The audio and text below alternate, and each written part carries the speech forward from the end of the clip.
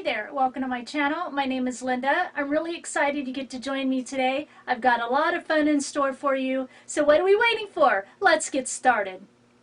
So today we're going to be working on a couple of DIY Easter and spring home decor projects using mostly Dollar Tree supplies. So let's get started on project number one. I'm going to be using a couple of these wood houses from Dollar Tree, and I like to use my heat tool. It takes a couple of passes, but it allows me to pull off the flowers and even like that little wood heart on the other one without any damage to the wood. And then what I'm going to do is turn it over. I'm going to mark about a 1/2 inch down on that point at the top of the house. Off camera using my miter box and saw, I cut that point right off. Now what I'm doing is tracing my houses onto this black cardstock. I end up changing the color but off camera, but I went ahead and left this part in because it's the same process. And then I do this for front and back, and when I go to the paper trimmer and cut this out, I cut it about a 1/4 inch shorter all the way around.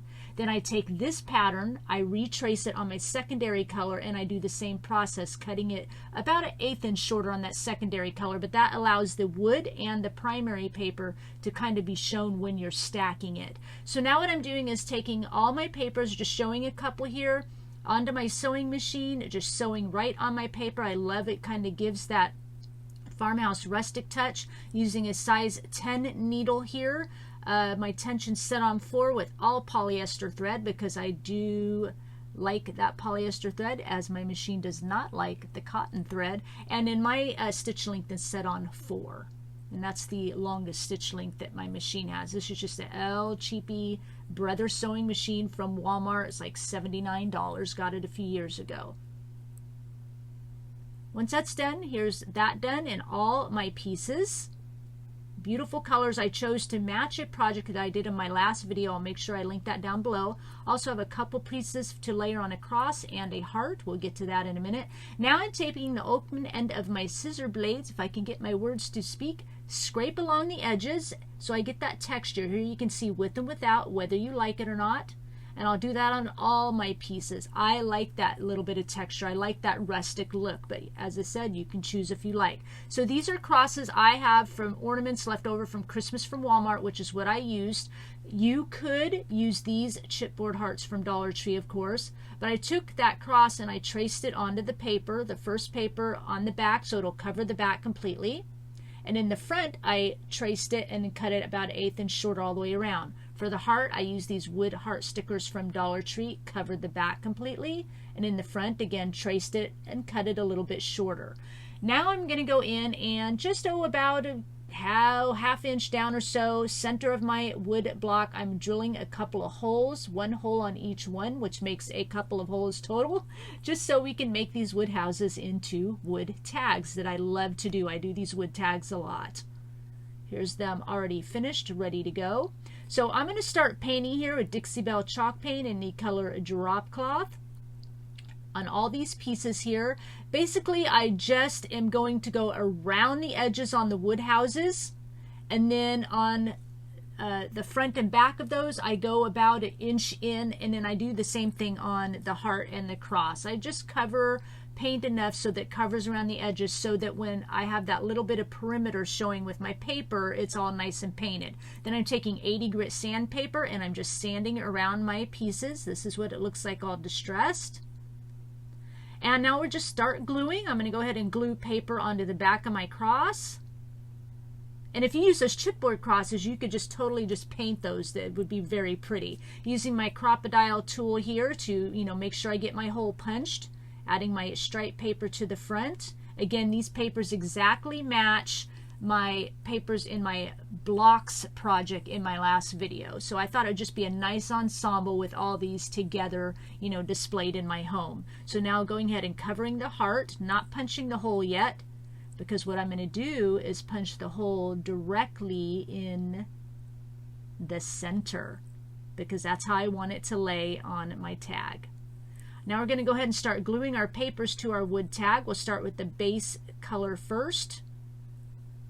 That'll be the back side, and I'll go ahead and add glue the front side, and then add glue to the back side, and we'll put that on the front of our tag. So the back is just covered with 1 sheet to make it finished. The front has 2 top layers. I've already punched the holes, so that's ready.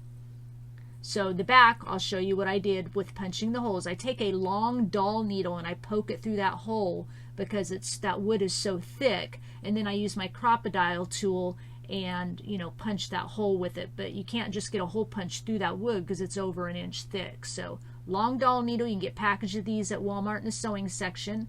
So it kind of pokes and marks my hole, and then ready to go. So we'll go ahead and start gluing our papers on. Get this glued on, and then I'll have the hole on the back sheet to punch it through the front. Perfect. Now we'll get this one all ready to go with the papers. This project's nice and easy, and love how it turned out. And then gluing the back on. Love these teals and browns together this year, all because of some teal, beautiful teal colored lilies I found at Dollar Tree. So now I'm adding my stencil to the first tag. So I have lots of different fonts on these. I'll have them all listed down below, but on this particular one I have Corona, Baskerville, Georgia, and Quindelia, and they're all from DaFont.com except the Corona font. Yes, it's called Corona. That was before the whole thing all came out, and I'll have that link to that listed as well. And you can see they are different. I'll show you how I put them together on the next tag. So I'm using wood beads from Walmart. Come in a big package like this, some twine from Dollar Tree. I'm just going to layer the cross on that twine after I put it through the hole of the tag. See where I want it to lay? I'll grab both pieces of twine together and tie it in a knot, and then I'll add one bead on each side, tie a knot after the bead, cut off the excess, and then this tag will be finished, and we'll move on to our next tag. Nice and easy, but I think the message speaks for itself on these tags. Again, I just made these really easy to match the project I did in my last video. Wanted the message to speak for itself here. So here comes the next one. I turned the first tag over because I need it a little bit. I need to use it. So when I printed these out of my Cricut, I printed them two separate. So I printed the main one first. You can see the heart at the top. So I'm laying it down on my tag where I want it, and I need that top tag so I could stick my heart to it. This heart is just a marker point. It's a reference. So once I get everything on there, I'm going to peel off my transfer paper. And then I'm going to bring in my next piece. Now, all my fonts on this one are Corona, Baskerville, Georgia, Glorial. These are the ones I'm using. So once I get that taken off, here comes my next one. You can see the other words, different color. Again, a heart. So what I'm going to do is, so I know where they go, I'm going to layer that heart on top of the other heart. So this helps me to get it all lined up how I had it designed in my Cricut design space. Once I get that all down, of course, remove the transfer paper. And then I don't need those hearts now. I can peel that up and throw it away. But that allows me to line my whole pattern together. Nice little trick I learned. And if you guys want to see that, let me know down in the description box if you want to see it a little more up close, like actually designing it in Cricut Design Space. You know, that whole process, just let me know. If I get enough requests for it, I'll show you start to finish how I designed it, how I put it together, how I printed out everything, and then we'll do it again, you know, putting it on a project. So again, twine, heart, double knot behind, or one knot behind the heart, add the beads, knot after the bead, cut off the excess. Once that's done, this entire project is complete.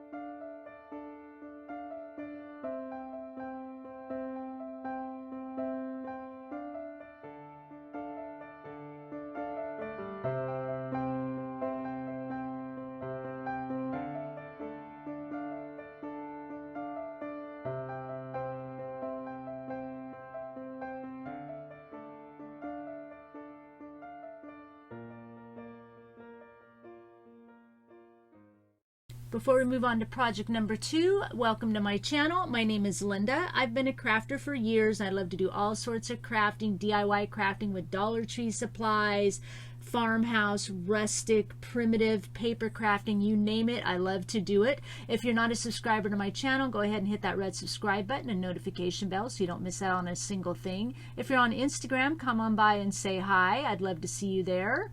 And also, if you're looking for a little bit more inspiration from myself and other crafters, I do have a newly formed Facebook group, so we're trying to get that to grow, but a link will be in the description box to Instagram and Facebook. For now, let's move on to project number 2. So for this project here, we're going to start out with just a couple of supplies at first, a couple of wooden crates, flat wooden crates. I have a package of these wood rectangle planks, a long rectangle sign, and then I have an arrow left over from a Thanksgiving sign from Dollar Tree, but you know, they have the unfinished wood arrows in their craft section. And then I have 2 packages of these egg from Dollar Tree, these eggs that, you know, are shaped like carrots. And then I have 1 handle from a toilet bowl plunger.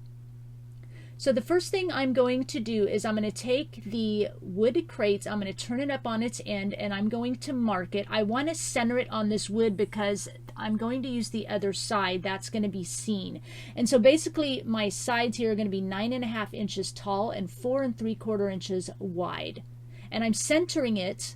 You can see how I'm going to center it here, not to the end, but to the center, because this wood actually has the real grooves in it. And I want those grooves to be centered on the outside. So that's why I did it this way. If you have a board that doesn't have any grooves, you don't have to center it like I'm doing here. So I'm just marking that off really well. And I'll be using wood glue to put this all together with. So we're going to go ahead and put our crates together first. I'm just wood gluing the top of 1 crate.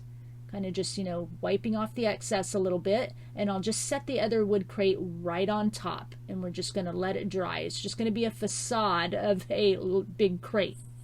Now I'm taking my craft knife, careful with this, again 9.5 inches tall, 4 3/4 inches wide. It takes a few passes, but you can get it done, and cut down both of your sides. Get it just enough you can kind of get that to snap.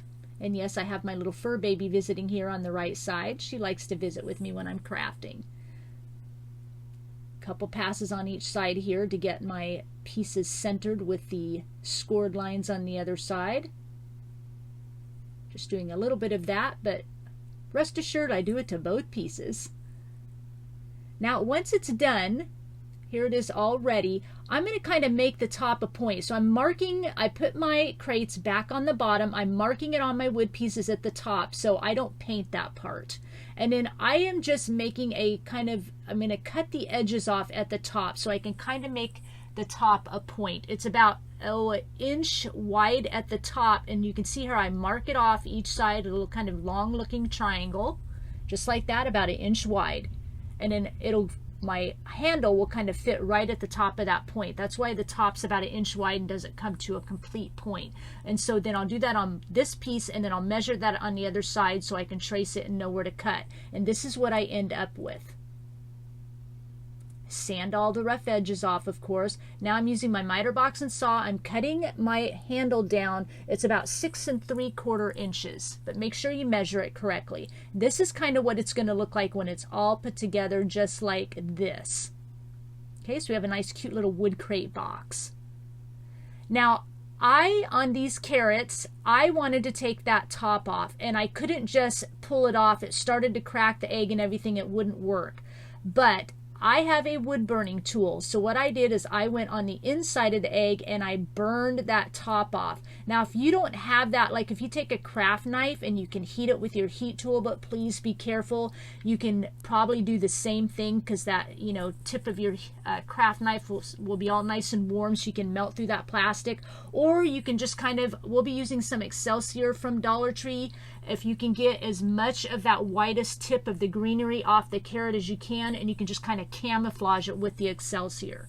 So onto our little wooden plank here. I just kind of cut it to the size I needed. I, you know, cut it about 3/4 down on that. It's probably about 5 inches or something, 4 or 5 inches tall.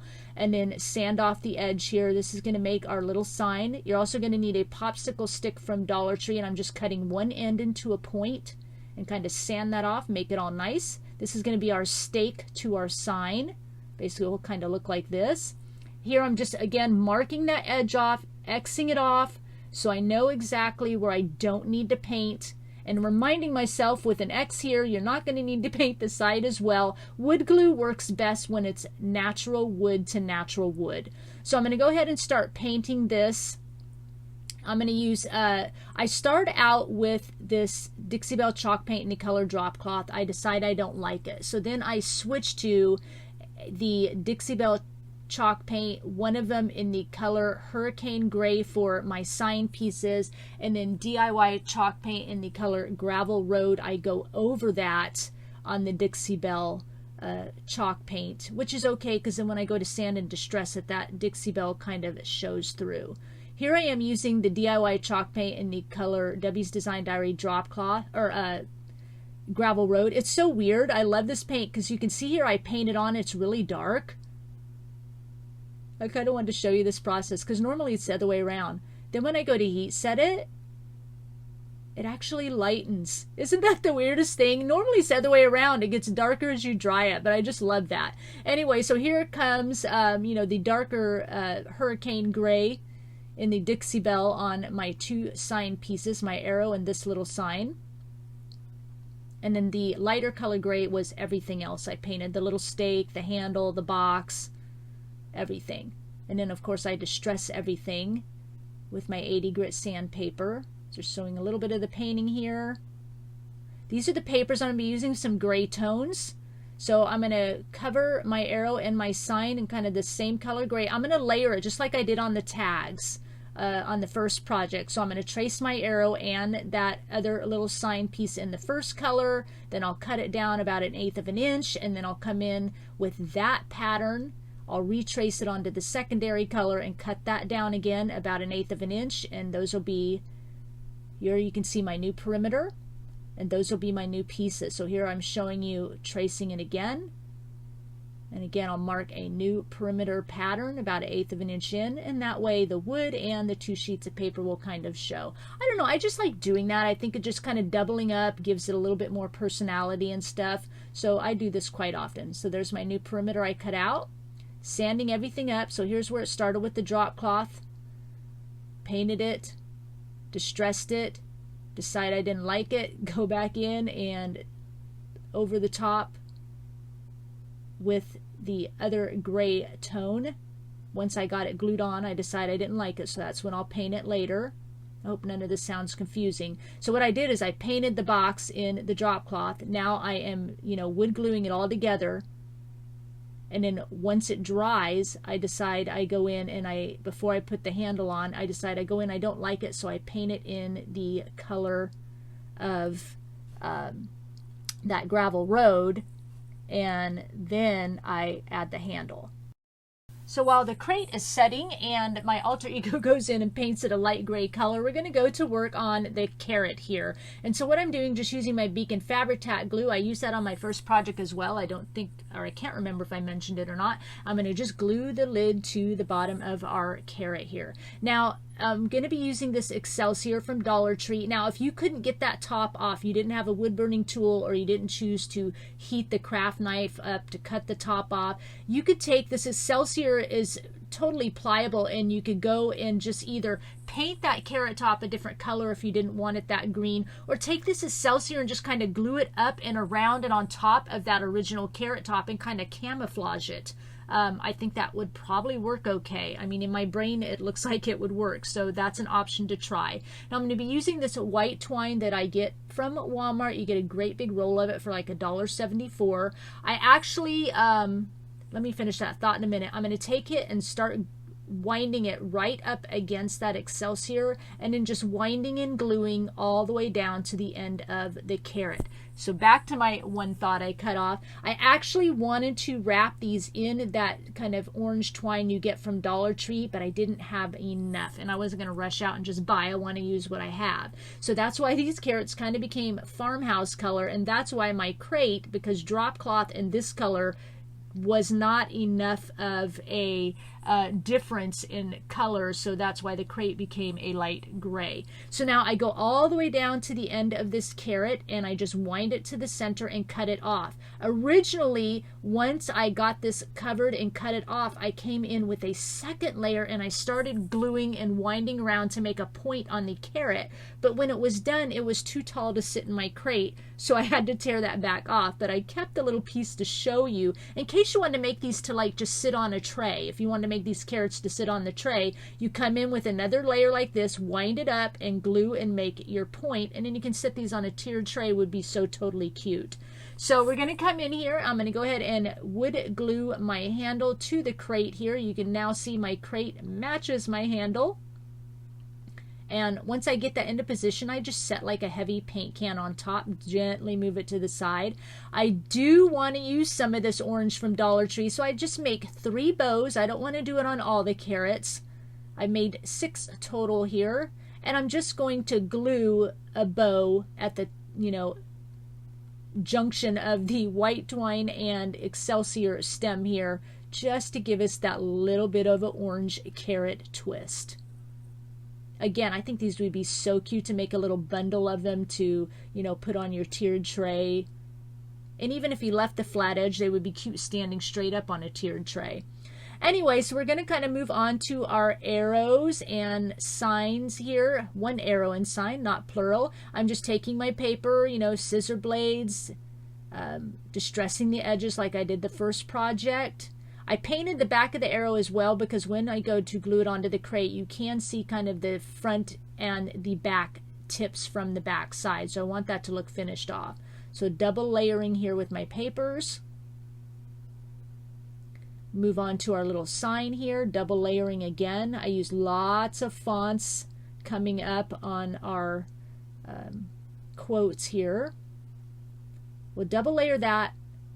Leaving my little threads hanging on this. A lot of times I love to just leave my threads long and hanging on when I sew, just to give it a little bit more fun texture. So that popsicle stick, we glue that onto the back. It actually is a little bit thick, so I'm taking some cardboard here and I'm gluing it to the sides of the popsicle stick to take up the space, so that when we glue our paper on, that paper will lay all nice and level. So my font here for the sign is called Market Fresh. Going to put that on, and then the fonts I use on my other little sign is Handler, Smackover, and Georgia. And of course I will list those all down below, all from defont.com. I wanted to do different fonts on this one too. And the little line is just something I went on and looked up. I don't remember what I looked up on Google, clip art lines or swirls or whatever I looked up, and then I uploaded into my Cricut program so I can make thicker lines to separate. So Carrot Patch, pick your own, open daily, super cute.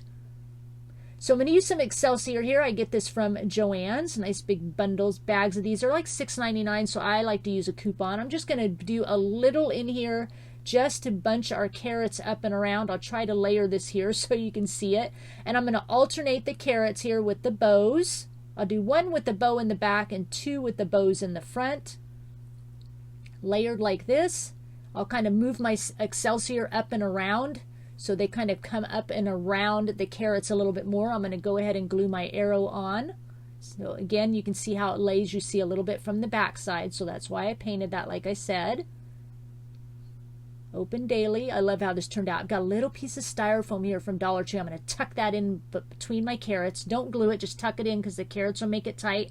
And I'm going to poke that little stake right into that styrofoam. And then I'm just going to take some Excelsior and just kind of camouflage that little styrofoam piece just like that and pop my other carrot back in. I actually had to take it out to put that in.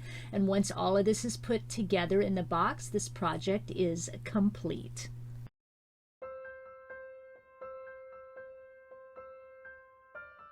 So I really hope you enjoyed both projects today. We had a little bit of spring, We had a little bit of Easter in combination with Jesus, because Jesus and Easter is always a good thing, right? I hope you liked both projects. Leave me a comment down below and let me know which project was your favorite, and let me know if you're going to make one of these. I love knowing that I've inspired you to try these projects. That's what it's all about. That's what I'm here to do. Even if you just make the cute little carrots to sit on a tiered tray, I'd love to know what you're going to try. It warms my heart to know that maybe I've taught you something, of course, and inspired you to make your own beautiful creations. Please remember, if you're not a subscriber, to go ahead and hit that red subscribe button and notification bell so you don't miss out on a single video from me. Please give this video a thumbs up. It helps my channel to grow. I thank you for sharing your time with me, and I'll talk with you again soon. Bye.